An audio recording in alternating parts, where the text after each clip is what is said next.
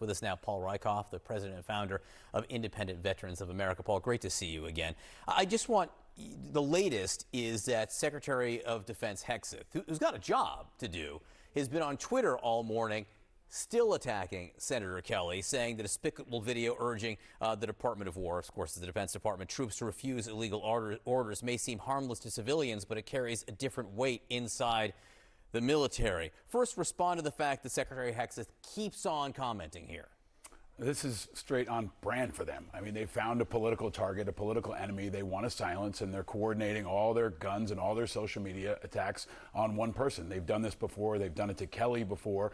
And I think it's really outrageous. It's crossed a new line. And it's not just about silencing Kelly. It's about silencing anybody in America who's a military retiree who wants to speak out. There's 2 million military retirees in America. That's why I think this really has a chilling effect across not just Kelly. They are identifying him and making him a political target because they don't agree with him. But it really is going to cascade across all retired generals, retired flag grades, retired enlisted folks who just want to speak out politically. If you cross Donald Trump and you cross Hegseth, they will come after you. That's why it's so dangerous. And I think that's why there's been so much bipartisan pushback. I've seen in the last 12 hours or so, John, there's thousands of people online who are pushing back, who are saying, I stand with Senator Kelly. They're Gold Star families. They're ordinary veterans around the country because they know this is politics and it's the worst form of it. What do you think of how Senator Kelly is responding in the video? And we played much more earlier. Some of it's really fiery. He says, look, I had a bomb explode outside my plane once. I've been to space 4 times. My wife was targeted in a political shooting. You know, Donald Trump, Pete Hegseth don't scare me. I think that's who he is, and I think that's going to come out in the wash here. People don't understand this. This guy went into space. He's a decorated Navy combat veteran, but he's also on the right side of this issue, and that's what I think is going to start to unfold over the next couple of days. Also, Trump threatened him with death, right? He also called him a seditionist, right? Trump knows what a seditionist is because he pardoned about 6 of them. Stuart Rhodes, the Oath Keepers, the guys who tried to take over the Capitol. That was sedition, and they were tried for it, and they were ultimately pardoned by Trump after being convicted, I think, of 18 years. This is not sedition. This is not treason. This is political speech that he doesn't agree with, and he's targeting Kelly to shut him up. A little more of the substance from Secretary Hegseth this morning. The secretary says in the military, vague rhetoric and ambiguity undermines trust, creates hesitation in the chain of command, and erodes cohesion.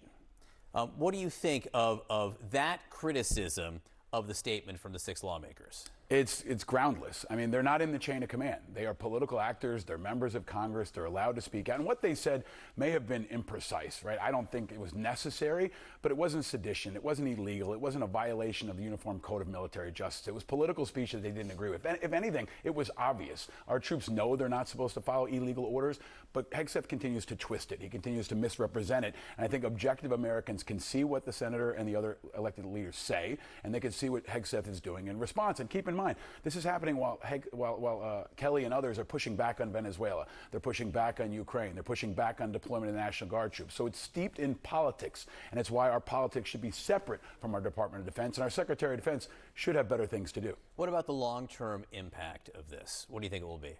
I think it's an expansion of Trump targeting his political enemies. He did it at the Justice Department. We saw how that landed with a thud yesterday with James Comey and Letitia James. Now he's weaponizing the Department of Defense. He's using the legal apparatus over there after cleansing the chairman of the Joint Chiefs of Staff, after purging all the JAG officers. And this, I think, might be a dangerous first of many to come. He may come after General Milley. He may have to come after other retired flag grades who he doesn't disagree with. That's why this is so dangerous and so unprecedented. This is taking us into very, very bad waters, not just for our military, but for our democracy. Paul Rieckhoff, great to see you. Thanks so much. Thank you, John. Kate.